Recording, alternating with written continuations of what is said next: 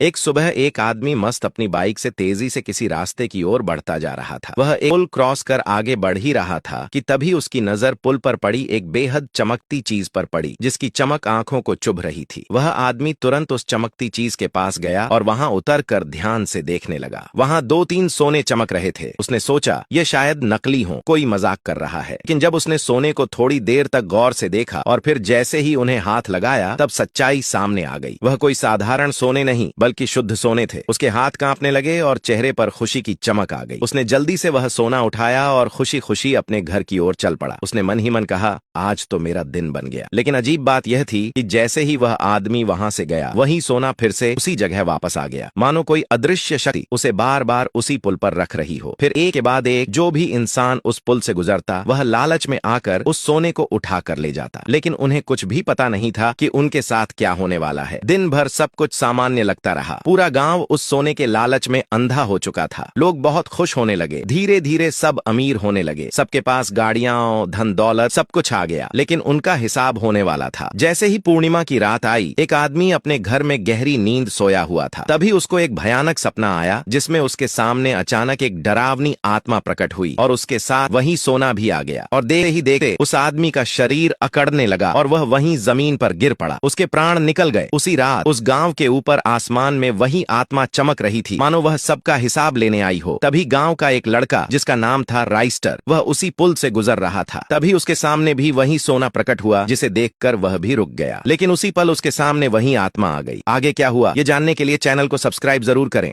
फ्रीफर के कॉलेज में ज्ञान सबसे अमीर और फेमस स्टूडेंट था। उसके पास महंगी बाइक, ब्रांडेड कपड़े और हर चीज बेस्ट होती थी। पूरा कॉलेज उसे फॉलो करता था। उसी कॉलेज में एक और लड़का पढ़ता था, राइस्टार। वो बहुत टैलेंटेड और होनहार स्टूडेंट था, लेकिन साथ ही गरीब था। सादे कपड़े पहनता, चुपचाप रहता और अपना काम करता था। कॉलेज की सबसे खूबसूरत लड़की थी सोना। राइस्टार को सोना से सच्चा प्यार हो गया। एक दिन हिम्मत करके उसने सोना को प्रपोज किया। राइस्टार ने कहा, सना, मैं तुमको बहुत पसंद करता हूँ, क्या तुम मेरी गर्लफ्रेंड बनोगी? सोना ने ऊपर से नीचे तक देखकर हंसते हुए कहा, तुम गरीब भिखारी जैसे दिखते हो, मेरे स्टैंडर्ड के लायक तुम्हारी औकात भी नहीं है। इतना कहकर उसने सबके सामने राइस्टार को रिजेक्ट कर दिया। इतना ही नहीं, उसी समय उसने ज्ञान को सबके सामने प्रपोज कर दिया। ज्ञान भाई ने मुस्कुराकर प्रपोज एक्सेप्ट कर लिया। उस रात राइस्टार सो नहीं पाया। वो पूरी रात सोचता रहा और खुद से बोला, आज उसने मुझे मेरी गरीबी की वजह से ठुकराया है, लेकिन एक दिन मैं अपनी औकात दिखाऊंगा। कुछ समय बाद उसी कॉलेज में एक बड़े बिजनेसमैन को चीफ गेस्ट के रूप में बुलाया गया। वह बिजनेसमैन अपनी 10 करोड़ की गाड़ी से कॉलेज में आया। उस लग्जरी गाड़ी में और कोई नहीं बल्कि राइस्टार था, जिसे देखकर सबकी आंखें खुली की खुली रह जाती हैं और सोना को अपनी जिंदगी का सबसे बड़ा पछतावा होता है। राइस्टार का भाई डीजे एडम बड़ी सी कंपनी में काम करता था। राइस्टार उसे रोज कंपनी तक छोड़ता और शाम को लेने जाता था। आज भी रोज की तरह राइस्टार अपने भाई डीजे एडम को कंपनी तक छोड़ने गया। वहां पहुंचने के बाद डीजे एडम ने कहा, भैया आज तो मुझे शाम को लेने मत आना, आज मेरा ओवर टाइम है, मैं रात 8 बजे फ्री हो पाऊंगा, तुम तब आ जाना। राइस्टार ने कहा, ठीक है, और वहां से चला गया। राइस्टार दिन भर अपने खेतों में काम करता रहा। जैसे ही रात के 8 बजे हुए, राइस्टार अपने भाई को लेने कंपनी तक गया। वहाँ बाहर वह काफी देर तक इंतजार करता रहा, लेकिन डीजे एडम बाहर नहीं आया। राइस्टार खुद कंपनी के अंदर गया और डीजे एडम को ढूंढने लगा। तब वहाँ का एक चपरासी आया और बोला, अरे भाई साहब, कहाँ घुस रहे हो? राइस्टार ने कहा, मेरा भाई डीजे एडम यहाँ कंपनी में काम करता है, वह कहाँ है? चपरासी ने कहा, सब लोग तो 6 बजे ही यहाँ से घर चले गए। राइस्टार को अब चिंता होने लगी, क्योंकि डीजे एडम न कंपनी में था न घर पर। राइस्टार ने उसे हर जगह ढूंढा, लेकिन डीजे एडम का कोई पता नहीं चला। धीरे धीरे 3 महीने बीत गए, लेकिन डीजे एडम का अभी तक कुछ पता नहीं चला। एक रात राइस्टार अपनी छत पर लेटा था,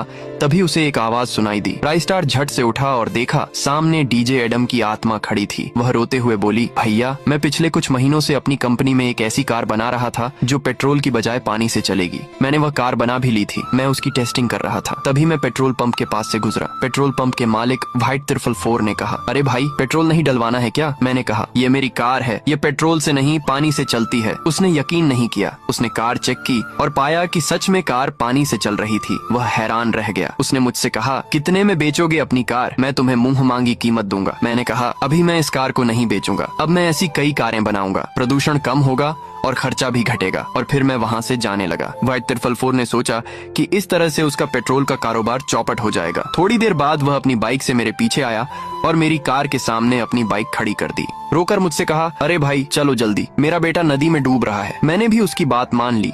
और अपनी कार उसे दे दी और कार में साथ बैठकर जाने लगा। नदी के पास जाने के बाद वह चलती हुई कार से उतर गया और मुझे कार सहित नदी में फेंक दिया। मुझे तैरना नहीं आता था, इसी वजह से डूब जाने के कारण मेरी मौत हो गई और मेरी कार भी नदी में डूब गई। इतना कहकर डीजे एडम की आत्मा हवा में गायब हो जाती है। अब राइस्टार के सिर पर खून सवार हो गया था। वह निकल पड़ा फाइट तिरफल 4 से अपने भाई की मौत का बदला लेने के लिए। नेक्स्ट पार्ट देखने के लिए कमेंट में लाल दिल भेजो। राइस्टार और ज्ञान भाई दोनों बहुत ही अच्छे दोस्त थे। फर्क सिर्फ इतना था कि ज्ञान भाई बहुत ही अमीर और पैसे वाला था, लेकिन राइस्टार बहुत ही गरीब और सादा लड़का था। दोनों साथ में कॉलेज जाते थे और मिलजुल कर रहते थे। कुछ दिन बाद कॉलेज में मोना नाम की एक नई लड़की ने एडमिशन लिया। वह बहुत सुंदर थी। उसे देखकर ज्ञान भाई तो उस पर फिदा हो गया और जल्द ही उसे अपनी गर्लफ्रेंड बना लिया। राइस्टार ने कई बार ज्ञान भाई को समझाया, भाई वो लड़की सही नहीं है, वह सिर्फ तेरे पैसों की वजह से तेरी गर्लफ्रेंड बनी है।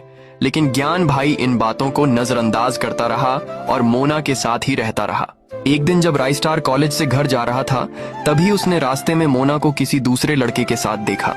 उसने ज्ञान भाई को बताया, लेकिन ज्ञान भाई ने इस बात को झूठ मान लिया और बोला, तू जलता है मेरी गर्लफ्रेंड को देखकर, इसीलिए ये सब झूठ बोल रहा है। कुछ दिन बाद राइस्टार ने फिर से कॉलेज के पीछे मोना को किसी और लड़के के साथ देखा। इस बार भी उसने ज्ञान भाई से जाकर कहा, लेकिन ज्ञान भाई ने फिर उसकी बात नहीं मानी और इस बार राइस्टार से हमेशा के लिए दोस्ती खत्म कर ली। एक रात ज्ञान भाई अपनी कार से घर जा रहा था, तभी सामने से आ रहे ट्रक ने उसकी कार को टक्कर मार दी। ज्ञान भाई सड़क पर गिर पड़ा और उसकी हालत बहुत ही ज्यादा खराब हो गई। उसने सबसे पहले मोना को कॉल किया, क्योंकि मोना का घर पास में ही था।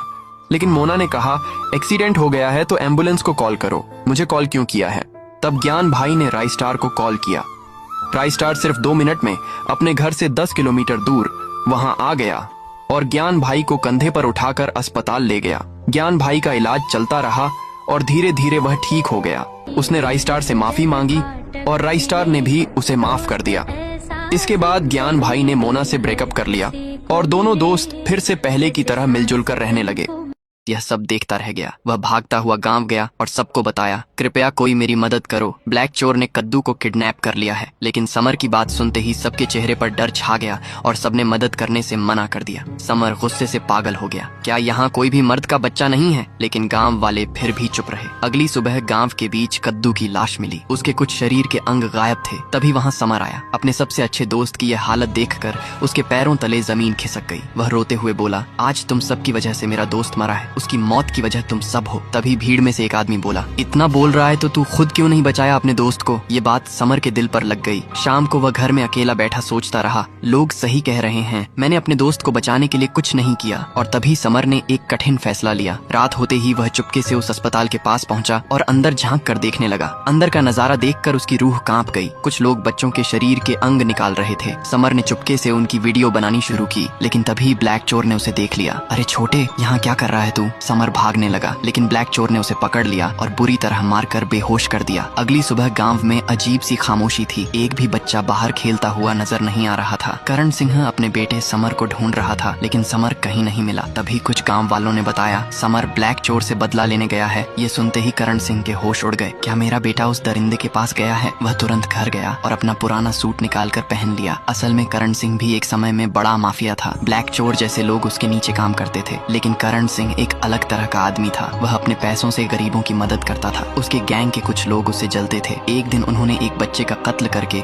उसका इल्जाम करण सिंह पर डाल दिया। उस दिन के बाद करण सिंह ने अपनी पहचान छुपा ली और एक आम आदमी की तरह जीने लगा। लेकिन अब बात उसके बेटे की थी। करण सिंह ने अपनी पुरानी बाइक निकाली और पूरी रफ्तार में ब्लैक चोर के अस्पताल पहुंच गया। वहाँ ब्लैक चोर समर के शरीर के अंग निकालने ही वाला था। तभी अचानक करण सिंह वहाँ आ गया। ब्लैक चोर जोर जोर से हंसने लगा, अब तो मैं इसके और भी टुकड़े करूंगा। लेकिन उससे पहले कि वह कुछ करता, करण सिंह ने अपना सबसे भयानक वार किया और ब्लैक चोर को वहीं मार गिराया।